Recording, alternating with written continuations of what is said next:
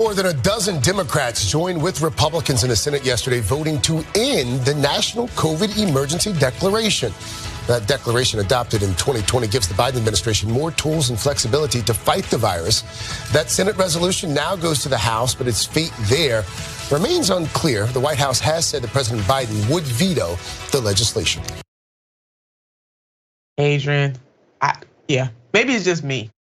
No, it's not just you. It's clear that our government, number one, does not take care of us, but they're not necessarily going to refrain from telling us things that aren't in our best interest. Let's be real here. The fact is that we are on our own. They don't provide us with universal health care. There's no health care for all. They do not care about our health. And also, we know economically the cost of healthcare bills, all of these things should tell us that these people don't have our back. They want us to get back into the office and to produce in some way that benefits, our capitalistic society and culture.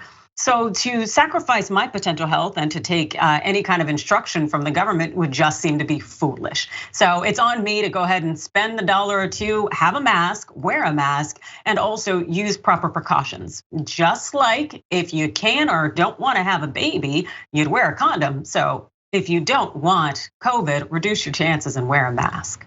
Reduce your chances. And I get it, the mask thing was a bit much. I mean, people really got tired of that thing, even me.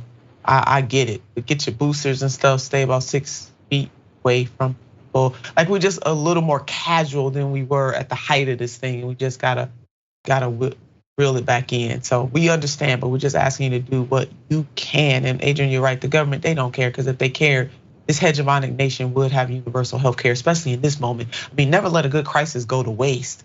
What better time to try to push and implement universal health care than using the crisis of the pandemic to do so? But is that what they did? No, absolutely not. They went the opposite direction. And now, Democrats joining with Republicans to take away the COVID emergency designation. Makes no sense to me. Reminder that long haul COVID is still a force to be reckoned with.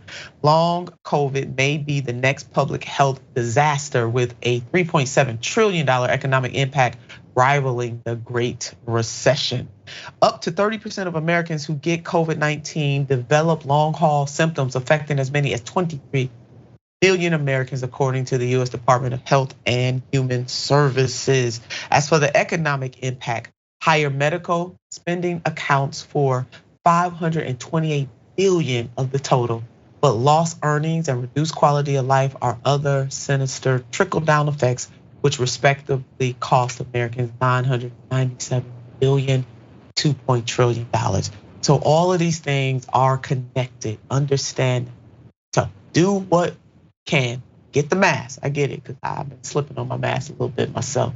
But I have it in my pocket at all times, in my car at all times, in certain places. If you are in a place that is really, really crowded, just put the mask on. I know it may seem like an inconvenience, but the life you may save may be your own.